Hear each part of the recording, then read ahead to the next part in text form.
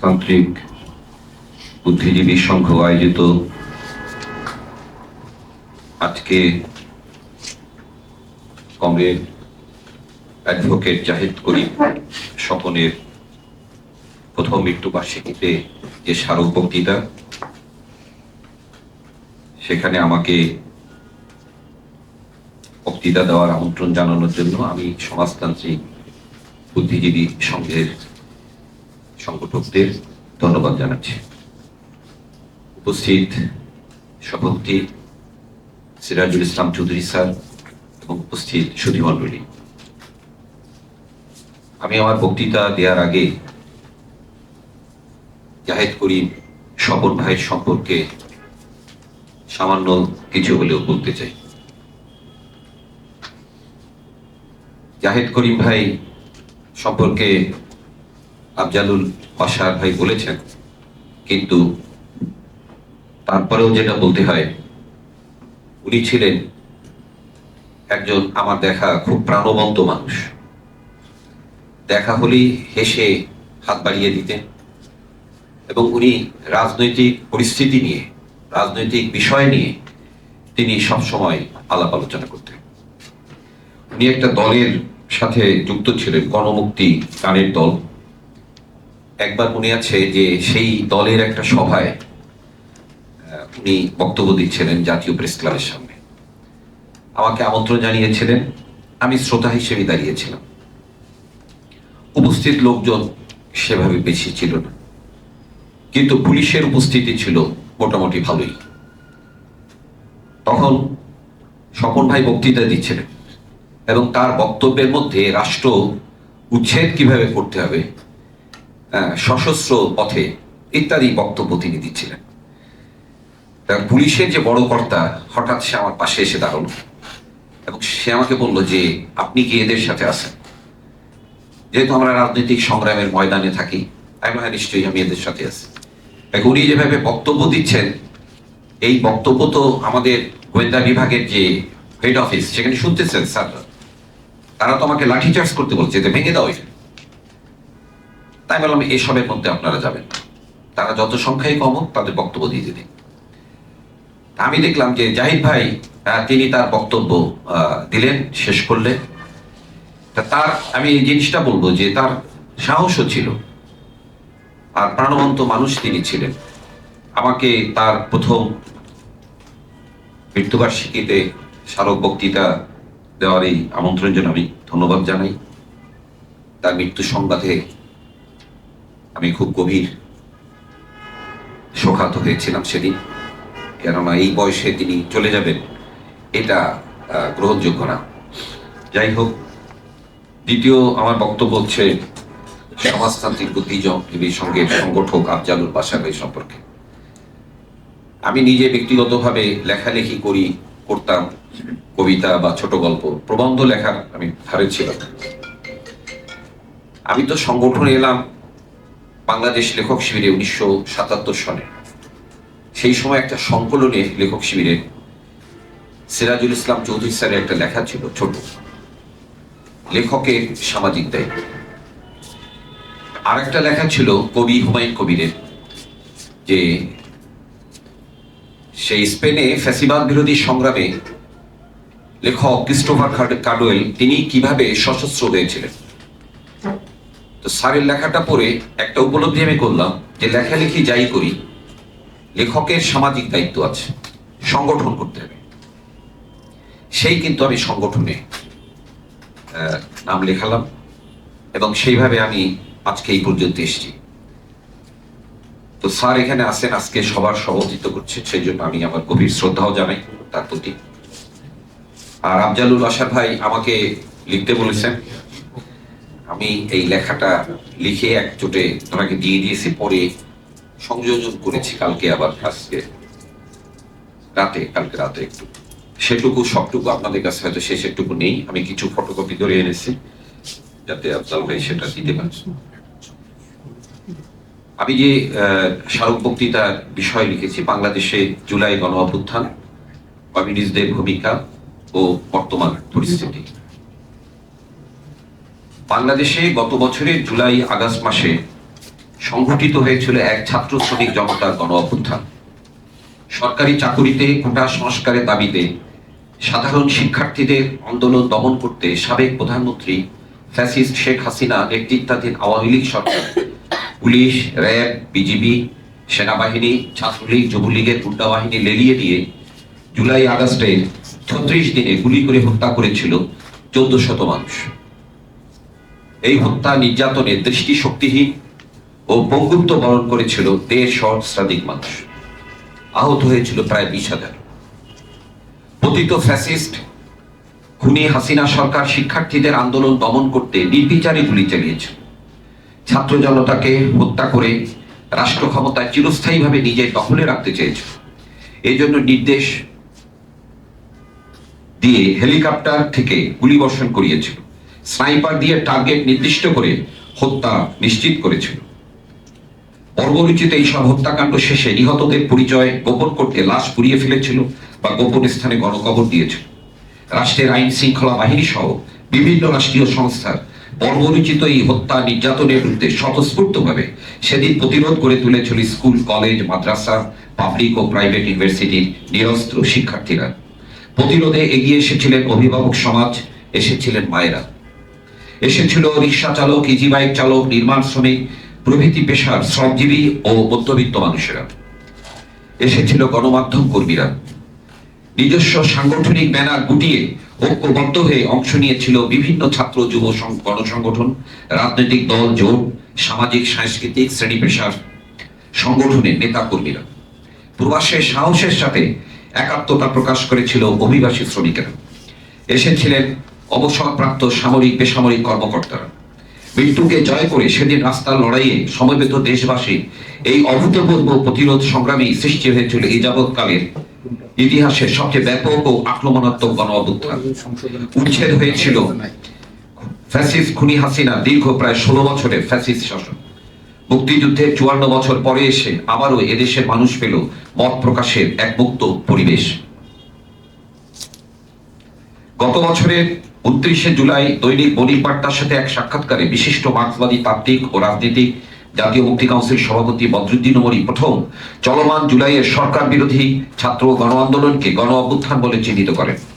তিনি অতীতের সকল গণ অভ্যুত্থান থেকে এই গণ অভ্যুত্থানের পৃথক বৈশিষ্ট্য চিহ্নিত করেন।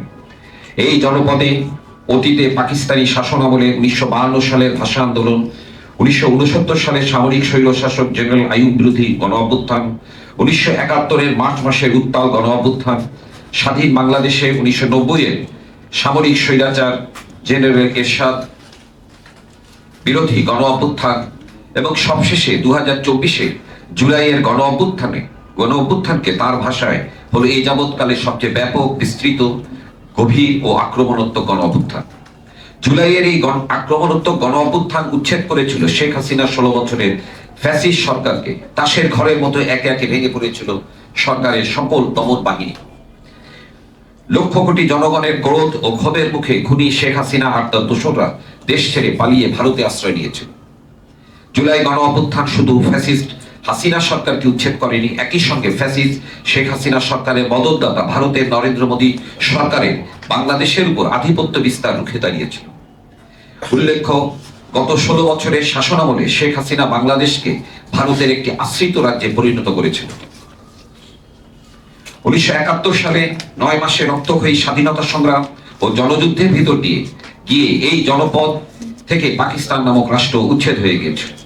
আজ থেকে 54 বছর পূর্বে 1971 সালের মার্চ মাসে পাকিস্তানি হানাদার সেনাবাহিনী যখন পূর্ব বাংলার জনগণের উপর এক গণহত্যা চালিয়েছিল, সে সময় পাকিস্তানি সেনাবাহিনীর হামলার মুখে জনগণকে ফেলে রেখে আওয়ামী লীগের নেতারা দ্রুত দেশ ছেড়ে ভারতে পলায়ন করেছিল। বাংলাদেশের স্বাধীনতার যুদ্ধের ভার তারা ভারতের ইন্দিরা গান্ধী সরকারের হাতে তুলে দিয়েছিল। শেখ মুজিবুর রহমান নিজেও ধানমন্ডির 32 নম্বর বাড়িতে বসেছিলেন পাকিস্তানি সেনাবাহিনীর কাছে আত্মসমর্পণের জন্য। কেননা ইতিমধ্যে 1971 সালের 16 মার্চ থেকে 23 মার্চ পাকিস্তানের প্রেসিডেন্ট ইয়াহিয়া খানের সাথে শেখ মুজিবুর রহমানের আলোচনা ব্যর্থ হয়ে গিয়েছে। সাংবিধানিক রাজনীতির কাঠামোর মধ্যে পাকিস্তানের রাজনৈতিক সংকট মীমাংসার যে চেষ্টা শেখ মুজিবুর রহমান করেছিলেন তা সম্পূর্ণ ব্যর্থ হয়েছিল। অন্যদিকে সে সময় পূর্ব বাংলার ছাত্র শ্রমিক জনতার মনোজগতে ছিল সশস্ত্র প্রতিরোধের পথ, স্বাধীন পূর্ব বাংলা প্রতিষ্ঠার পথ।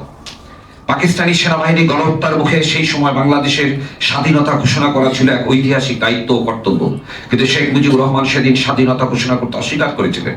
অন্যদিকে পাকিস্তানি হানাদার সেনাবাহিনী কর্তৃক বাঙালি গণহত্যা প্রতিরোধে দেশের ভেতর থেকে স্বাধীনতাকামী জনগণকে সাথে নিয়ে শুরুতে আওয়ামী লীগের নেতৃত্ব প্রতিরোধ যুদ্ধের ডাক দেয়নি। জনযুদ্ধের প্রথম সূচনা করেছিল তৎকালীন ইস্ট বেঙ্গল রেজিমেন্ট, রাজারবাগের পুলিশ, বিপ্লব আকাঙ্ক্ষী কমিউনিস্ট বিপ্লবীরা।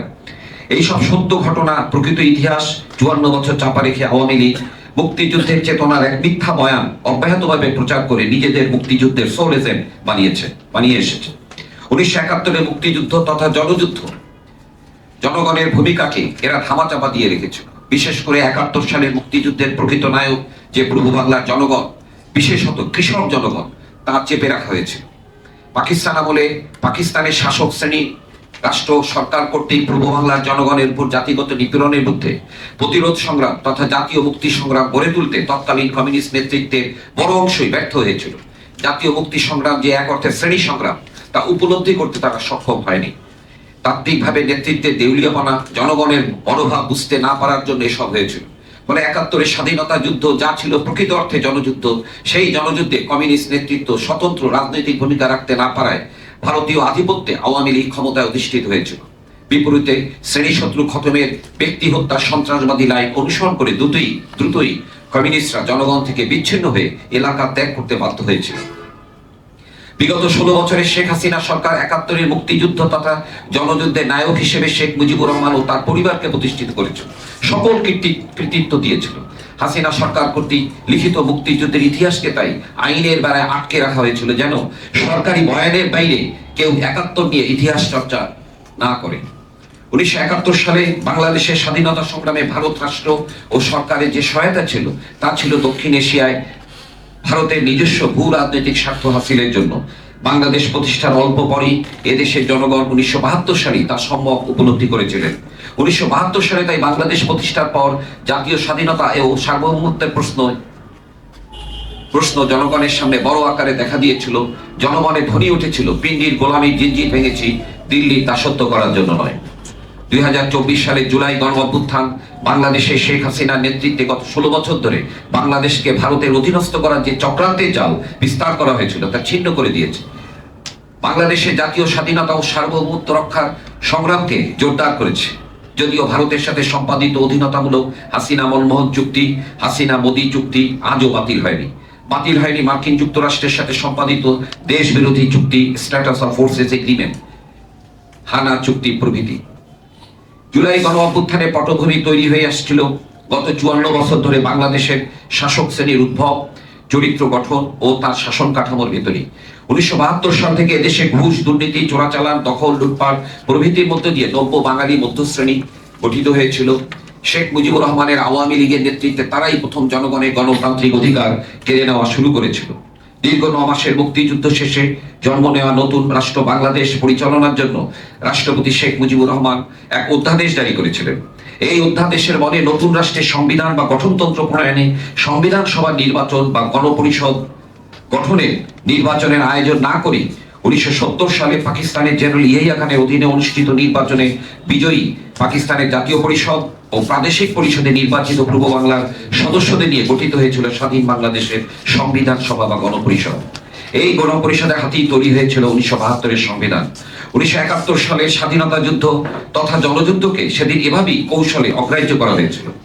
জনগণের হাতে রাজনৈতিক ক্ষমতা ন্যস্ত না করে এক ব্যক্তির হাতে রাষ্ট্রের সকল নির্বাহী ক্ষমতা কেন্দ্রীভূত করা, সংবিধানের একটি ধারায় জনগণের সভা সমাবেশ সংগঠন করার স্বাধীনতা প্রদান করা এবং অন্য ধারায় তা কেড়ে নেওয়ার বিধান রাখা ইত্যাদি বহু প্রতারণামূলক ধারা নিয়ে সংবিধান প্রণয়ন করা হয়েছিল। অল্প দিনের ভিতরই এই সংবিধান একে একে সংশোধনী এনে 4th সংশোধনীর মাধ্যমে দেশে জারি করা হয়েছিল একদলীয় বাকশালী শাসন। সকল রাজনৈতিক দল নিষিদ্ধ ঘোষণা করে বাংলাদেশ আওয়ামী লীগ, বাংলাদেশের কমিউনিস্ট পার্টি ও National Awami Party NAP Muzaffar বিলুপ্ত ঘোষণা করে গঠিত হয়েছিল বাংলাদেশ কৃষক শ্রমিক আওয়ামী লীগ তথা বাকশাল। ইতিমধ্যে নবগঠিত লুটেরা, সন্ত্রাসী, দুর্নীতিবাজ শাসক শ্রেণীর শাসন নিরুদ্রব করতে গঠন করা হয়েছিল ঠেঙ্গারি রক্ষী বাহিনী, যাদের কাজ ছিল সরকার বিরোধী বামপন্থী কমিউনিস্টদের উপর চরম নির্যাতন পরিচালনা করা, 54 ধারায় বিনা ওয়ারেন্টে গ্রেপ্তার করা, আটক অবস্থায় নির্যাতন, হত্যা করা, গুম করা, প্রভৃতি ঘটনার মধ্য দিয়ে সমাজে ভয়ের সংস্কৃতি কায়েম করা। অন্যদিকে ৭১-এর স্বাধীনতা যুদ্ধের বিরোধিতাকারী পাকিস্তানি হানাদার বাহিনীর সহযোগী জামায়াত ইসলামী, ইসলামী ছাত্র সংঘ, রাজাকার, আল বদর, আল শামস, দালাল আইনে আটক ব্যক্তিদের, যুদ্ধাপরাধের দায়ে অভিযুক্ত ব্যক্তিদের সাধারণ ক্ষমা ঘোষণা করে দেশ গড়ার আহ্বান জানিয়েছিলেন শেখ মুজিবুর রহমানের সরকার। ৭১-এর স্বাধীনতা যুদ্ধে অংশ নেওয়া মুক্তি বাহিনীর সদস্যদের অস্ত্র জমা নিয়ে তাদেরকে স্বাধীন বাংলাদেশে কার্যত কর্তৃত্বহীন করে ফেলা হয়েছিল।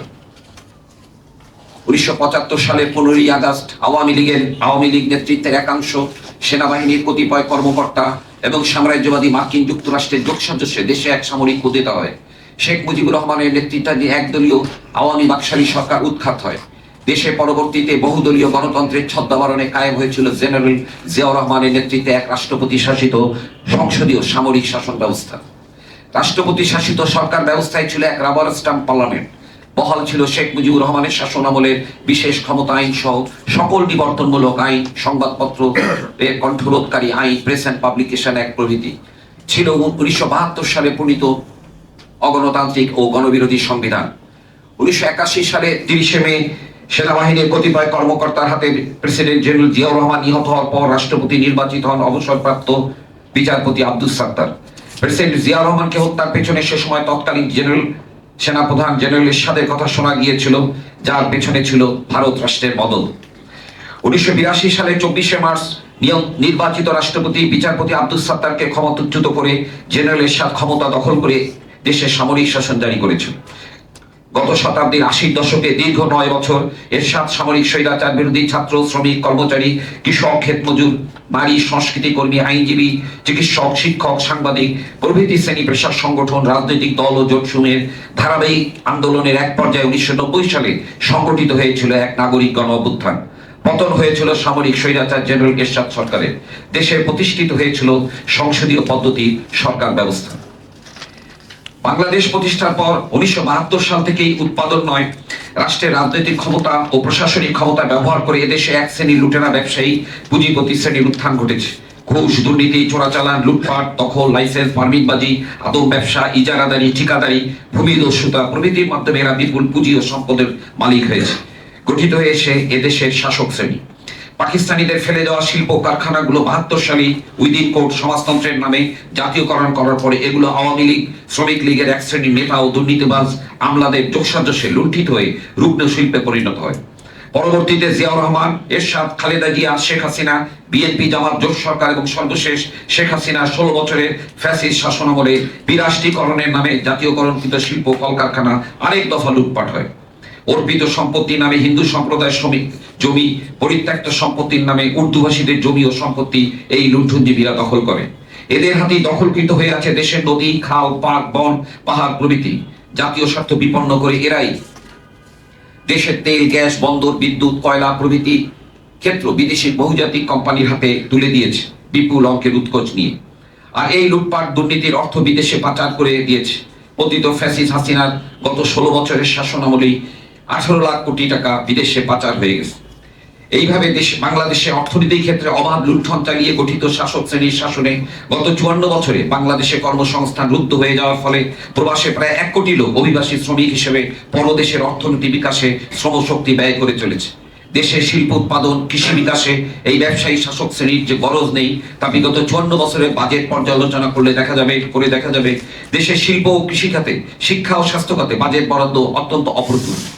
রাষ্ট্রপতি, প্রধানমন্ত্রী, মন্ত্রী, সচিব হতে শুরু করে সরকারি, সামরিক, বেসামরিক আমলা অফিসারদের বেতন, সুযোগ সুবিধা, অপ্রয়োজনীয় বিদেশ ভ্রমণের পেছনে বাজেটে বিপুল বরাদ্দ। ক্রমশ এই লুটেরা, সন্ত্রাসী, দুর্নীতিবাজ শাসক শ্রেণী রাজনৈতিক দলগুলোর উপর শ্রেণীগত আধিপত্য বিস্তার করে দলগুলো দখল করেছে। বিগত জাতীয় সংসদে ব্যবসায়ীদের আসন সংখ্যা ছিল ৭০ জন। এ থেকে বোঝা অসুবিধার নয় জাতীয় সংসদ কোন শ্রেণীর দখলে ছিল আর বাংলাদেশ শাসিত হচ্ছে কোন শ্রেণীর দ্বারা। দক্ষিণ এশিয়া উপমহাদেশে ২০০ বছর ধরে ব্রিটিশ ঔপনিবেশিক শাসন ও শোষণের হাত থেকে মুক্তি পেতে সামাজিক বৈষম্যের অবসানে এই জনপদের কৃষক, শ্রমিক, জাতিসমূহ, সাধারণ জনগণের অনেক গৌরবোজ্জ্বল লড়াইয়ের ইতিহাস রয়েছে। দেশীয় শাসক শ্রেণী ও সাম্রাজ্যবাদের চক্রান্তে এই সব লড়াই তার সুনির্দিষ্ট লক্ষ্যে পৌঁছতে পারেনি, জাতীয় রূপ পরিগ্রহণ করেনি। বৈদেশিক শাসকদের বিরুদ্ধে এবং একই সঙ্গে বৈদেশিক শাসকদের এদেশীয় সহযোগীদের বিরুদ্ধে লড়াইয়ে জনগণের বৃহত্তর ঐক্য গড়ে তোলা এবং সুদৃঢ় রাখা সম্ভব হয়নি।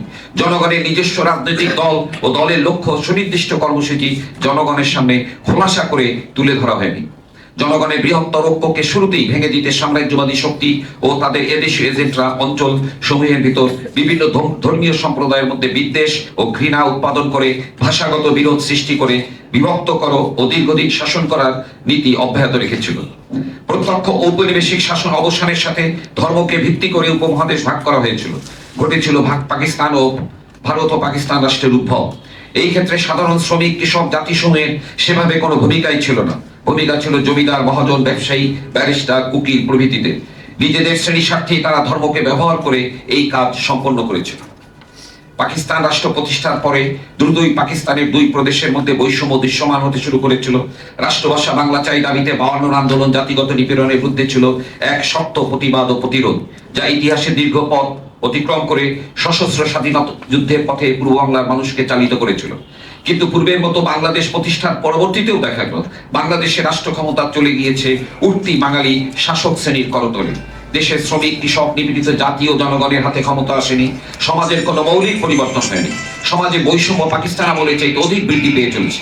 1972 সংবিধানের প্রারম্ভেই জনগণকে দেশের মালিক বলে গাল ভরা বাক্য নির্মাণ করে জনগণকে এখনো ভুলিয়ে রাখার অপচেষ্টা বহাল। মুক্তিযুদ্ধের চেতনার নামে, অন্যদিকে ইসলাম রক্ষার নামে শাসক শ্রেণী রাজনৈতিক দলগুলোর বয়ান এখনো জনগণকে বিভ্রান্ত ও বিপদগামী করে চলেছে। পতিত ফ্যাসিস্ট পলাতক আসামি শেখ হাসিনার নেতৃত্বাধীন আওয়ামী লীগ 2009 সালে জাতীয় সংসদ নির্বাচনে 2/3 বেশি আসনে জয়ী হয়ে রাষ্ট্র ক্ষমতায় অধিষ্ঠিত হয়ে সরকার গঠন করেছিল। সাম্রাজ্যবাদী মার্কিন যুক্তরাষ্ট্রের অনুমোদনে ও সাম্রাজ্যবাদী ভারতের মাধ্যমে এইভাবে শেখ হাসিনাকে ক্ষমতায় বসাতে ভূমিকা পালন করেছিল 2007-এর 1/11 সেনা নিয়ন্ত্রিত সরকার। শেখ হাসিনা গদিতে বসার পরে 2009 সালের 25শে ফেব্রুয়ারি বিডিআর বিদ্রোহের আড়ালে মূলত বিডিআরে কর্মরত 57 জন চৌকস সেনা কর্মকর্তাকে বর্বরোচিতভাবে হত্যা করা হয়েছিল। জনমনে সে সময় বদ্ধমূল ধারণা হয়েছিল এই হত্যাকাণ্ডের সাথে পতিত প্রধানমন্ত্রী শেখ হাসিনা ও ভারতের সম্পর্ক রয়েছে। দীর্ঘ 16 বছরে ফ্যাসিস্ট শেখ হাসিনা একতরফা নির্বাচন করে, দিনের ভোট রাতে করে, ভোট ডাকাতি করে সমগ্র নির্বাচন ব্যবস্থা উচ্ছেদ করে দিয়েছে। সংবিধানে পঞ্চদশ সংশোধনী করে সংবিধানকে এক ফ্যাসিবাদী সংবিধানে পরিণত করেছে। সমগ্র পুলিশ প্রশাসন, বিচার বিভাগ, গোয়েন্দা সংস্থা সবকিছু দলীয়করণ ও চরম দুর্নীতির সুযোগ দিয়ে সব রাষ্ট্রীয় প্রতিষ্ঠানকে এক একটি দানবে পরিণত করেছে। ক্ষমতা চিরস্থায়ী করতে খুনি হাসিনা বিরোধী দল ও মত দমনে, অবাধে বিচার বহির্ভূত হত্যা করতে লাইসেন্স দিয়েছিল। বিরোধী দলের নেতা কর্মীদের গুম, আটক অবস্থায় নির্যাতন, গ্রেফতার করে আসছিল। সভা সমাবেশে হামলা করে মত প্রকাশের স্বাধীনতা গুড়িয়ে দিচ্ছিল। ডিজিটাল নিরাপত্তা আইন ব্যবহার করে স্বাধীন চিন্তা প্রকাশ দমন করে আসছিল। পতিত ফ্যাসিস্ট হাসিনা সরকারের এসব গণবিরোধী কার্যকলাপকে আন্তর্জাতিক পরিসরে সমর্থন জুগিয়ে আসছিল ভারত। এমন পরিস্থিতিতে জনগণের সামনে ফ্যাসিবাদী শাসন উচ্ছেদের একমাত্র পথ খোলা ছিল জনগণের এক বিপ্লবী গণ অভ্যুত্থান সংগঠন। কিন্তু শাসক শ্রেণীর ক্ষমতা বহির্ভূত ডান ও বাম দলগুলো সে পথ না ধরে নিয়মতান্ত্রিক পথে পরিস্থিতি পরিবর্তনের আশা করে বসেছিল। মার্কিন যুক্তরাষ্ট্র, চীন, রাশিয়া, ইউরোপিয়ান ইউনিয়ন প্রভৃতি সাম্রাজ্যবাদী রাষ্ট্রের দক্ষিণ এশিয়ার ভূ রাজনৈতিক অঙ্কে সে প্রত্যাশাও হারিয়ে গিয়ে এক আপাত স্থবিরতা তৈরি হলো। এমন পরিস্থিতিতে শিক্ষার্থীদের সরকারি চাকুরিতে কোটার বিরুদ্ধে ন্যায়সঙ্গত প্রতিরোধ আন্দোলনের স্ফুলিঙ্গ এবং সেই আন্দোলন নির্মূল করতে পতিত ফ্যাসিস্ট হাসিনা সরকারের বর্বরোচিত রাষ্ট্রীয় সন্ত্রাস যেন সারা দেশে এক দাবানল তৈরি করে দিল। 2024 সালে এসে বাংলাদেশের পরিস্থিতি এমন পর্যায়ে এসে পৌঁছে গেল যে জনগণ আর পুরনো কায়দায় শাসিত হতে রাজি ছিলেন না।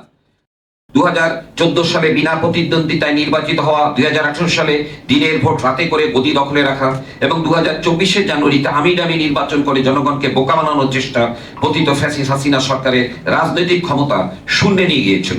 পুরনো কায়দায় জনগণকে শাসন করার ক্ষমতা, মুক্তিযুদ্ধের চেতনার বয়ান অকার্যকর হয়ে গেল। এই পরিস্থিতিতে জনগণের স্বার্থ রক্ষায় ফ্যাসিবাদী শাসন উচ্ছেদে সংগ্রামের পথ হিসেবে গণ অভ্যুত্থান সংগঠনের কোনো জাতীয় ভিত্তিতে দল ও জোট অনুপস্থিতি থাকায় ছাত্র, শ্রমিক, পেশাজীবী জনতা রাষ্ট্রীয় সন্ত্রাসের মোকাবেলায় শিক্ষার্থীদের পেছনে সমবেত হলো। বৈষম্য বিরোধী আন্দোলনের ব্যানারে পেছনে সেদিন মুক্তিকামী জনগণ দাঁড়িয়ে গিয়ে রাষ্ট্রের মুখোমুখি প্রতিরোধ গড়ে তুলে গণ অভ্যুত্থান সংগঠন ত্বরান্বিত করলো। সৃষ্টি হলো এদেশের রাজনৈতিক সংগ্রামের ইতিহাসে এক উজ্জ্বল দিন 5ই আগস্ট 2024। এই দিনে ফ্যাসিস্ট হাসিনা ও তার দোসররা পালিয়ে গিয়ে ভারতে আশ্রয় নিয়েছিল। রাজনৈতিক দলের এইখানে একটু সংশোধন আছে, পরে সংযোজন করেছে, যার জন্য ওইটা মিলবে না অনেক। এই ফটোকপিটা এই মধ্যে রাজনৈতিক দলের কাজই হলো সকল সংগ্রামের কেন্দ্রে রাজনৈতিক ক্ষমতা দখলের প্রশ্নকে সামনে রেখে কাজ করা। ইস্যু ভিত্তিক সংগ্রাম কি কর্মসূচি ভিত্তিক সংগ্রাম গড়ে তোলা বা জোরদার করার সময় এই বিষয়ে মনে রাখা জরুরি।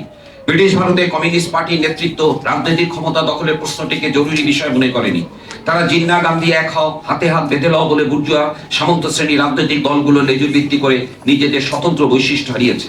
তাদের আওয়াজ ছিল রুটিকে লিয়ে কমিউনিস্ট পার্টি, ভোটকে লিয়ে কংগ্রেস।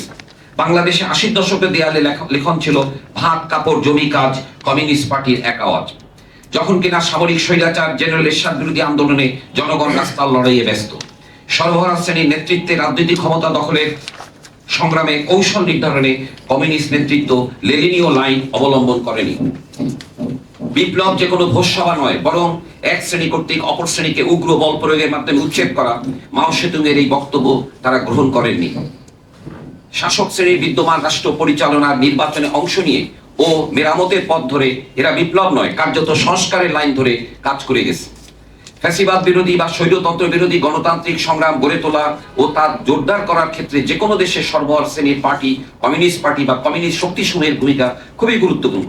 কেননা ফ্যাসিবাদী শাসন বা স্বৈরতান্ত্রিক শাসন অবসান করে জনগণের সভা সমাবেশ সংগঠন করা, মত প্রকাশের স্বাধীনতা আদায় করা, জনগণের প্রত্যক্ষ অংশগ্রহণে জনপ্রতিনিধি নির্বাচনে জনগণের রাজনৈতিক স্বাধীনতা অর্জন করা শ্রমিক, কৃষক, নিপীড়িত জাতি ও জনগণের জন্য প্রয়োজনীয়। আজকের দিনে বুর্জুয়া শ্রেণীর নেতৃত্বে কোন প্রকৃত গণতান্ত্রিক রাষ্ট্র ও সরকার প্রতিষ্ঠা যে সম্ভব নয় তা 1917 সালের রুশ বিপ্লবের মধ্য দিয়ে নির্ধারিত হয়ে গিয়েছিল। সাম্রাজ্যবাদের পতনের যুগে প্রকৃত গণতান্ত্রিক রাষ্ট্র ও সরকার প্রতিষ্ঠার সংগ্রামের নেতৃত্ব সর্বহারা শ্রেণীর হাতে ইতিহাস নির্দিষ্ট করে দিয়েছে। ঐতিহাসিক বাস্তবতায় বাংলাদেশের সুনির্দিষ্ট পরিস্থিতি সুনির্দিষ্ট বিশ্লেষণ করে তাই বিপ্লবের রণনীতি ও রণকৌশল নির্ধারণ করা কর্তব্য, সংগ্রামের রূপ নির্ধারণ করা কর্তব্য। কিন্তু বাংলাদেশের কমিউনিস্ট, সমাজতান্ত্রিক, বামপন্থী নামে পরিচিত দল ও জোটগুলো শ্রেণী দৃষ্টিভঙ্গির উপর দাঁড়িয়ে সে কর্তব্য পূরণে ব্যর্থ হয়েছে। এর ফলে পতিত ফ্যাসিস্ট হাসিনার দীর্ঘ 16 বছরের ফ্যাসিবাদী শাসন উচ্ছেদের লক্ষ্যে জাতীয় প্রতিরোধ আন্দোলন গড়ে না তুলে ধরি মাছ মাছুই পানি গোছের আন্দোলন করে গেছে। শুধু তাই নয়, ফ্যাসিস্ট হাসিনা সরকার উচ্ছেদের লক্ষ্যে এবং বাংলাদেশের রাজনীতিতে সাম্রাজ্যবাদী ভারতের আধিপত্য প্রতিরোধে বামপন্থীদের ঐক্যবদ্ধ ফ্রন্ট গড়ে তোলা এবং বামপন্থীদের নেতৃত্বে ফ্যাসিবাদ বিরোধী বৃহত্তর ঐক্য গড়ে তুলতে ভূমিকা না রাখা। 2013 সালের 5ই মে গভীর রাতে মতিঝিলের শাপলা চত্বরে ধর্মের রাজনৈতিক ব্যবহারকারী ও নারী বিদ্বেষী সংগঠন হেফাজতে ইসলামের সমাবেশে আগত নিরস্ত্র হাজার হাজার অল্প বয়সী মাদ্রাসা ছাত্র ও আলেম ওলামাদের সমাবেশে পুলিশ, র্যাব, বিজিবি বর্বরোচিত গুলিবর্ষণ ও হত্যা নির্যাতনের ঘটনা রাষ্ট্র কর্তৃক নিজ নাগরিকদের বিনা বিচারে হত্যার এক নজির। এই বর্বরোচিত ফ্যাসিস্ট হামলার বিরুদ্ধে অধিকাংশ বামপন্থী দল নীরব ছিল। জাতীয় মুক্তি কাউন্সিল অপর দুটি সংগঠনকে সাথে নিয়ে এই ঘটনার তীব্র নিন্দা ও প্রতিবাদ জানিয়ে সমাবেশ করেছিল। সংগঠন থেকে এর বিরুদ্ধে প্রচারপত্র দিয়েছে। মতিঝিলে শাপলা চত্বরে সংঘটিত এই হত্যাকাণ্ডের মধ্য দিয়ে পতিত ফ্যাসিস্ট হাসিনা জনগণের সভা সমাবেশে রাষ্ট্রীয় হত্যা সন্ত্রাস পরিচালনায় বেপরোয়া হয়ে উঠেছিল। পরবর্তীতে ফ্যাসিস্ট হাসিনা সরকার হেফাজতে ইসলামের নেতৃত্বকে বিশেষ সুবিধা দিয়ে হাত করে নিয়েছিল। খুনি হাসিনা নিজে কওমি জননী সম্বোধনে পরিচিতি লাভ করেছিল। 2014 সালের পরবর্তীতে পরিকল্পিতভাবে ফ্যাসিস্ট হাসিনা সরকার বিরোধী দল ও মত দমনের গুম বিচার বহির্ভূত হত্যা শুরু করেছিল। এই গুম বিচার বহির্ভূত হত্যার বিরুদ্ধে মানবাধিকার সংগঠনের পাশাপাশি ফ্যাসিবাদ ও সাম্রাজ্যবাদ বিরোধী জাতীয় কমিটি সভা সমাবেশ বিক্ষোভ সংগঠিত করেছিল। বামপন্থী কমিউনিস্ট নামে পরিচিত দলগুলো এসব ঘটনায় নীরব ভূমিকা সাধারণ জনমনে প্রশ্ন উদ্বেগ করেছিল। অধিকাংশ বাম কমিউনিস্ট নামে পরিচিত দলগুলো শেখ হাসিনার সরকারের চরিত্র ফ্যাসিস্ট সরকার হিসেবে চিহ্নিত না করে জনগণের দৃষ্টি এ থেকে আড়াল করেছে। ফ্যাসিস্ট সরকারের শাসন উচ্ছেদের লক্ষ্যে লড়াই নয়, শাসক শ্রেণীর দ্বিদলীয় ধারার উভয় অংশের বিরুদ্ধে আন্দোলন গড়ে তুলতে বলা হয়েছে। মুক্তিযুদ্ধের পক্ষের শক্তি হিসেবে শেখ হাসিনার সরকার আওয়ামী লীগ ও ভারতের আধিপত্যের বিষয়ে রাজনৈতিক ছাড় প্রদান করা নীরবতা পালন করে আসছিল। 2015 সালে ভারতের উগ্র হিন্দুত্ববাদী প্রধানমন্ত্রী গুজরাটের তশাই নরেন্দ্র মোদীর বাংলাদেশ আগমনে কমিউনিস্ট পার্টির পক্ষ থেকে শুভেচ্ছা জানিয়ে বিবৃতি প্রদানের ঘটনা এক্ষেত্রে উল্লেখযোগ্য। একই সময় ভারতের উগ্র হিন্দুত্ববাদী প্রধানমন্ত্রী নরেন্দ্র মোদীর আগমনে বিরোধিতা করে প্রচারপত্র বিলি করার জাতীয় মুক্তি কাউন্সিল 3 জন কর্মী সুমন মল্লিক, ওবায়দুল ভুইয়া ও ফয়সাল আহমেদ বাপ্পাকে গ্রেপ্তার করে 18 দিন কারাগারে আটক রাখা হয়েছিল এবং মেহেরাবা প্লাজার কার্যালয় সরকারের পুলিশ 8 দিন দখল করে রেখেছিল। পতিত ফ্যাসিস্ট হাসিনা সরকারের ছত্রছায়ায় সংগঠিত বিডিআর হত্যাকাণ্ডের প্রতিবাদে জাতীয় মুক্তি কাউন্সিল উদ্যোগে এক যৌথ বিবৃতি দিয়ে সে সময় বলা হয়েছিল এই হত্যাকাণ্ডের পেছনে দূরবর্তী রিমোট কন্ট্রোল রয়েছে বলে বিশ্বাস করার যথেষ্ট কারণ আছে। এই ঘটনা নিয়ে পরিচিত বামপন্থী মহল থেকে কোনো প্রতিবাদ হতে দেখা যায়নি। যেমন দেখা যায়নি 2010 সালে 12ই জানুয়ারি দিল্লিতে ভারতের সাথে সম্পাদিত অধীনতামূলক হাসিনা মনমোহন চুক্তি ও পরবর্তীকালে 2015 সালে হাসিনা মোদী চুক্তি সম্পাদনের বিরোধিতায়। 2017 সালের 7ই এপ্রিল ভারতের সাথে সম্পাদিত সামরিক চুক্তি বিরোধিতা করায় এক আলোচনা সভায় হামলা করে ছাত্রলীগের সন্ত্রাসীরা সভা পণ্ড করে দিয়েছিল এবং জাতীয় মুক্তি কাউন্সিলের সম্পাদক সহ 4 জন কেন্দ্রীয় নেতৃবৃন্দের বিরুদ্ধে রাষ্ট্রদ্রোহিতার অভিযোগ তুলে মামলা রুজু করেছিল। ভারতের সাথে অধীনতামূলক ও জাতীয় নিরাপত্তা বিপন্নকারী চুক্তির বিরোধিতা করতে অধিকাংশ বামপন্থী কমিউনিস্ট দলগুলোকে দেখা যায়নি। 2024 সালের জুলাইয়ে শিক্ষার্থীদের আন্দোলনকে সাবেক প্রধানমন্ত্রী শেখ হাসিনা যখন রাজাকারের নাতিপুতি বলে অপমানসূচক বক্তব্য রাখেন এবং যে অপমানসূচক বক্তব্যকে কেন্দ্র করে শিক্ষার্থীদের আন্দোলন প্রতিবাদে ফেটে পড়ে, সে সময় কমিউনিস্ট সমাজতন্ত্রী বলে পরিচিত বামপন্থীদের এক যৌথ বৈঠকে সাবেক প্রধানমন্ত্রীকে শিক্ষার্থীদের কাছে ক্ষমা চাওয়ার আহ্বান জানিয়ে জাতীয় মুক্তি কাউন্সিলের পক্ষ থেকে এক যৌথ বিবৃতির প্রস্তাব উত্থাপন করলে কমিউনিস্ট সমাজতন্ত্রী বলে পরিচিত দলের নেতৃবৃন্দ সে প্রস্তাব প্রত্যাখ্যান করেছিলেন। এমনকি সাবেক প্রধানমন্ত্রী এহেন বক্তব্য প্রত্যাহারের আহ্বান জানিয়ে বিবৃতি প্রদানও এর অস্বীকৃতি জানিয়েছিলেন। বামপন্থী বুদ্ধিজীবী নামে পরিচিত কেউ কেউ সংবাদপত্রে কলম লিখে ফ্যাসিবাদী হামলা নির্যাতন করে বিরোধী দল দমনের প্রেসক্রিপশন দিয়েছিল। কেউ আবার প্রধানমন্ত্রীকে ভুল বোঝানো হচ্ছে বলে জনগণকে বিভ্রান্ত করছে। জুলাই গণ অভ্যুত্থানের 1 বছর পূর্বে 9 বাম দল পরিচিত এক ইস্যুভিত্তিক ঐক্যের সভায় ফ্যাসিস্ট হাসিনা সরকার উচ্ছেদে জাতীয় মুক্তি কাউন্সিলের থেকে সংগ্রামের পথ হিসেবে গণ অভ্যুত্থানকে সামনে আনা হলে একটি দলের নেতৃত্ব বৈঠক থেকে উঠে চলে গেছে। অন্যদিকে সংগ্রামের পথে গণ অভ্যুত্থান সংগঠিত হলে সেক্ষেত্রে গণ অভ্যুত্থান শেষে এক অন্তর্বর্তীকালীন বিপ্লবী সরকার গঠন ও গণতান্ত্রিক সংবিধান প্রণয়নের সংবিধান সভার নির্বাচনের ধ্বনি রাজনৈতিক কর্মসূচি হিসেবে গ্রহণ করতে অপারগতা প্রকাশ করেছিল অপর একটি বামপন্থী দল। শুধু নিজেদের সাংগঠনিক শক্তির দিকে তাকিয়ে বিপ্লব সংগঠিত করা যায় না, বরং রাজনৈতিক ক্ষমতা দখলের লক্ষ্যকে সামনে রেখে শ্রমিক, কৃষক, সাধারণ জনগণের শক্তির উপরে ভরসা করে রেখে এবং সমাজের সর্বস্তরে ফ্যাসিস্ট হাসিনা সরকার বিরোধী জনগণের পুঞ্জীবিত ক্ষোভ ব্যবহার করে পরিস্থিতি পরিবর্তন যে সম্ভব, জুলাই গণ অভ্যুত্থান তার বড় উদাহরণ। লেনিন বলেছিলেন, বিপ্লব হচ্ছে জনগণের উৎসব। বাংলাদেশে অধিকাংশ কমিউনিস্ট সমাজতান্ত্রিক দল বলে পরিচিত দলগুলো 1972 সালের সংবিধানকে নিজেদের মাথার মুকুট হিসেবে দেখে আসছে। কেন তারা তা দেখে এসছে, এর ব্যাখ্যা রাষ্ট্র প্রসঙ্গে, রাষ্ট্রের চরিত্র প্রসঙ্গে তাদের বক্তব্য থেকে বোঝা যাবে। জুলাই গণ অভ্যুত্থানে কমিউনিস্ট সমাজতন্ত্রী বামপন্থী বলে পরিচিত দলগুলোর ভূমিকা আজ নিজেদের কর্মী ও জনগণের প্রশ্নের মুখোমুখি। শ্রমিক শ্রেণীর নেতৃত্বে শ্রমিক, কৃষক, নিবেদিত জাতীয় জনগণের মুক্তির লক্ষ্যে সংগ্রামের পথ হিসেবে গণ অভ্যুত্থান আগামী দিনে জনগণের সামনে বারংবার উপস্থিত হবে। বিদ্যমান শোষণ, বৈষম্য, লোক রাষ্ট্র সমাজ ব্যবস্থার আমূল পরিবর্তনের তাগিদ সমাজের গর্ভে আজও প্রবাহমান। জুলাই গণ অভ্যুত্থান রাষ্ট্রকে এক ঝাঁকুনি দিয়ে গেছে, দিল্লির মসনদ কাঁপিয়ে দিয়েছে, সাম্রাজ্যবাদী বিশ্বের মোড়লদেরও ভাবনায় ফেলে দিয়েছে। সাম্রাজ্যবাদী বিশ্ব ব্যবস্থার শৃঙ্খল থেকে নিজেদের মুক্তি আন্তর্জাতিক পরিসরে সাম্রাজ্যবাদ, পুঁজিবাদ বিরোধী সংগ্রামের সাথে ঐক্য গড়ে তোলার সাথে যুক্ত হয়ে আছে। নিজেদের জনপদে সর্বহারা শ্রেণীর নেতৃত্বে বিপ্লব সংগঠন করার হাতিয়ার, বিপ্লবী তত্ত্বে সজ্জিত বিপ্লবী পার্টি ও বিপ্লবী সংগ্রাম গড়ে তোলার অন্য কোনো বিকল্প নেই। জুতোর মাপে নয়, পায়ের মাপে জুতো তৈরি করার মতো নির্দিষ্ট পরিস্থিতি সুনির্দিষ্ট বিশ্লেষণ করার রাজনৈতিক ক্ষমতা অর্জনে সচেষ্ট আজকে জরুরি।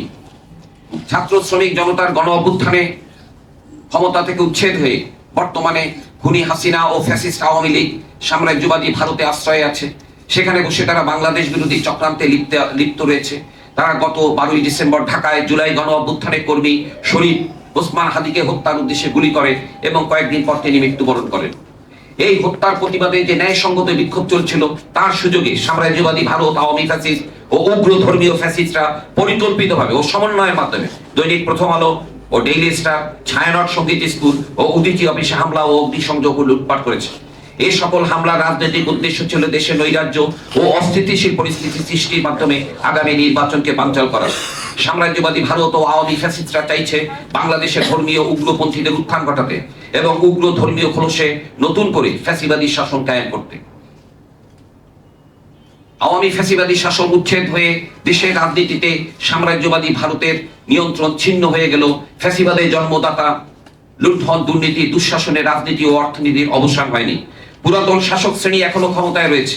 ভারত, যুক্তরাষ্ট্র, চীন, রাশিয়া, ইউরোপিয়ান ইউনিয়ন প্রভৃতি সাম্রাজ্যবাদী রাষ্ট্রের তৎপরতা ও চক্রান্তের অবসান হয়নি।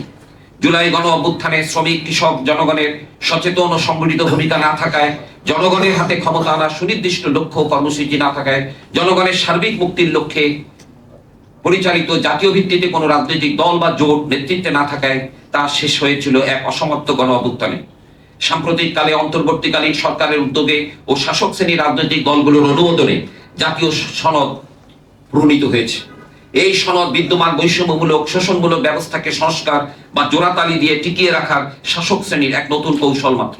এর দ্বারা বিদ্যমান শোষণ, বৈষম্যমূলক ব্যবস্থার কোনো অবসান ঘটবে না, সংস্কার নয়। ছাত্র শ্রমিক জনতার গণ অভ্যুত্থানের অভিপ্রায় হলো বিদ্যমান শোষণ, লুণ্ঠন, দুর্নীতি, দুঃশাসন, বৈষম্যের চির অবসান, সাম্রাজ্যবাদী শোষণ ও শাসনের শৃঙ্খল থেকে মুক্তি। এই কাজ সর্বহার শ্রেণীর রাজনৈতিক নেতৃত্বকেই দিতে হবে। ভারতের শাসক শ্রেণী উগ্র হিন্দুত্ববাদের নামে সে দেশের শ্রমিক, কৃষক, জনগণকে বিভক্ত করে চলছে এবং শোষণ, শাসন, নির্যাতন চালিয়ে যাচ্ছে। ভারতের মুসলমানদের উপরে, খ্রিস্টান সম্প্রদায়ের উপরে, দলিতদের উপরে উগ্র হিন্দুত্ববাদী সংগঠন নরেন্দ্র মোদীর ছত্রছায়ায় এই সব করে চলেছে। তারা একইভাবে ধর্মের নামে বাংলাদেশের জনগণকে বিভক্ত করে রাখতে তৎপর। এর উপর ভর করে ফ্যাসিস্ট আওয়ামী লীগ ভবিষ্যতে ভারত থেকে বাংলাদেশে ফেরত আসার চক্রান্তে লিপ্ত। জনগণকে সাথে নিয়ে তাই সাম্রাজ্যবাদী ভারত, আওয়ামী ফ্যাসিস্টদের এই চক্রান্ত ঐক্যবদ্ধভাবে প্রতিরোধ করতে বাম, কমিউনিস্ট দলগুলোকে এগিয়ে আসতে হবে। সংস্কার নয়, ছাত্র শ্রমিক জনতার গণ অভ্যুত্থানের অভিপ্রায় হলো বিদ্যমান শোষণ, লুণ্ঠন, দুর্নীতি, দুঃশাসন, বৈষম্যের চির অবসান, সাম্রাজ্যবাদী শোষণ ও শৃঙ্খল থেকে মুক্তি। ব্রিটিশ ঔপনিবেশিক শাসনের বিরুদ্ধে এই জনপথে সংগঠিত কৃষক বিদ্রোহ, শ্রমিক বিদ্রোহ, গণ আন্দোলন, পাকিস্তানি শাসক গোষ্ঠীর জাতিগত নিপীড়নের বিরুদ্ধে আন্দোলন, ভাষার জন্য সংগ্রাম, ৭১-এর স্বাধীনতা সংগ্রাম, জনযুদ্ধ, ১৯৯০-এর গণ অভ্যুত্থান এবং ২০২৫-এর জুলাইয়ের গণ অভ্যুত্থানের মধ্য দিয়ে আজ আমাদের সামনে হাজির হয়েছে জনগণের সার্বিক মুক্তির মুক্তি অর্জনের ঐতিহাসিক লক্ষ্য ও কর্তব্য। শ্রমিক, কৃষক, নিপীড়িত জনগণের সংগঠিত হওয়ার এখনই সময়। শহরাঞ্চলে, কারখানায়, মহল্লায় শ্রমিক ও শ্রমজীবী জনগণকে, গ্রামে কৃষক ও গ্রামীণ মজুরদের, স্কুল, কলেজ, বিশ্ববিদ্যালয়ের শিক্ষার্থীদের, শিক্ষক, আইনজীবী, সাংবাদিক, চিকিৎসক প্রভৃতি শ্রেণী পেশার মানুষকে সংগঠিত করা এবং গণ অভ্যুত্থানের সৃষ্ট রাজনৈতিক ক্ষমতাকে বিকশিত করা কমিউনিস্ট বিপ্লবীদের এখনকার কর্তব্য। বর্তমান পরিস্থিতিতে জনগণের সার্বিক মুক্তি হতে হবে রাজনৈতিক লক্ষ্য। জনগণের ক্ষমতা আনার উদ্দেশ্যে একটি শোষণ মুক্ত রাষ্ট্র, সরকার, সংবিধান কায়েমের লক্ষ্যে গড়ে তুলতে হবে এমন সংগঠন, যে সংগঠন এই প্রতিজ্ঞায় দৃঢ় থাকবে শ্রমিক শ্রেণীর স্বার্থ ভিন্ন, আমাদের কোনো স্বার্থ নয়। ধন্যবাদ।